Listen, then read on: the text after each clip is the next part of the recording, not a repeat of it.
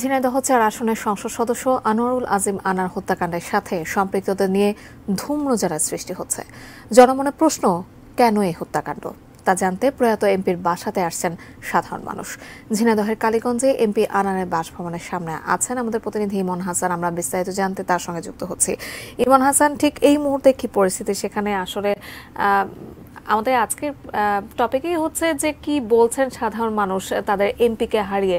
আপনি যদি বলেন সেখানকার মানুষের প্রতিক্রিয়া। ধন্যবাদ জাকিয়া।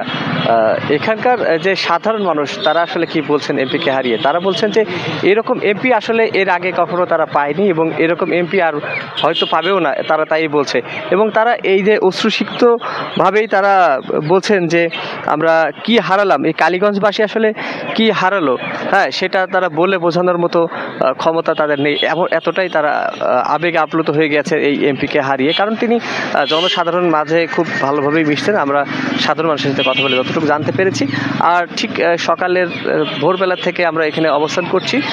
তবে বেলা বাড়ার সাথে সাথেই উৎসুক জনতা, এখানকার মানুষ ভিড় করছেন শুধু একটা তথ্যের কারণে যে আদেও কি আসলে তাকে কি হত্যা করা হয়েছে কিনা বা তার বডিটা আসলে পাওয়া গেছে কিনা এখন পর্যন্ত, এইটা জানার জন্যই সব থেকে বেশি উৎকণ্ঠার সাথে এখনও অনেকে আশায় বুক বেঁধে আছে যে হয়তো আমরা খবর পাবো যে এমপি আনার বেঁচে আছে। এরকমটাও অনেকেই বলছিল, আমরা শুনেছি সাধারণ মানুষের সাথে কথা বলে।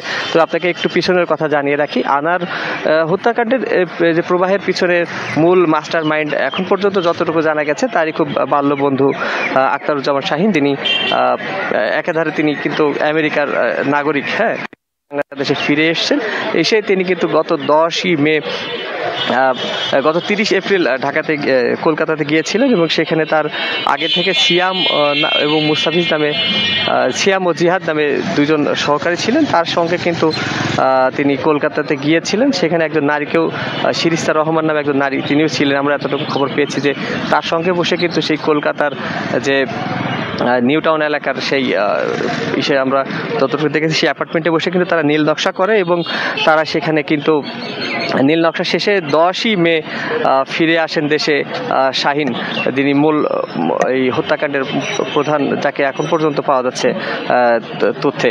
তো সব মিলিয়ে যে ফিরে আসার পরে তারা কিন্তু আগে থেকেই জানতো যে 12ই মে কলকাতাতে যাবেন এই এমপি আনার।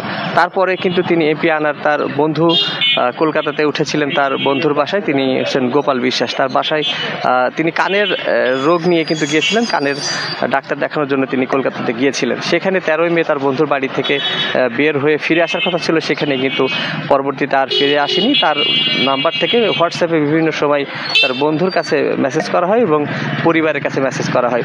তারপরে সব মিলিয়ে যখন নিখোঁজ থাকে দীর্ঘ একটা সময়, তখন থেকেই কিন্তু এই জল ঘোলা হতে থাকে এবং তার পরিবারের সদস্যরা সবাই খোঁজাখুঁজি করতে থাকে এবং এক পর্যায়ে ঢাকাতে তার স্ত্রী এবং কন্যা সন্তান যায়। সেখানে গিয়ে তারা ডিবি কার্যালয়ে একটি অভিযোগ দায়ের করেন। তো সব মিলিয়ে যে এখন পর্যন্ত আশায় বুক বেঁধে আছে সাধারণ মানুষ, কি হতে পারে এই তথ্য। তবে এক প্রকার নিশ্চিত হয়েছে যে আসলে তিনি মারা গেছেন, যেহেতু কলকাতা পুলিশ, বাংলাদেশ পুলিশ উভয় মিলে কাজ করছে।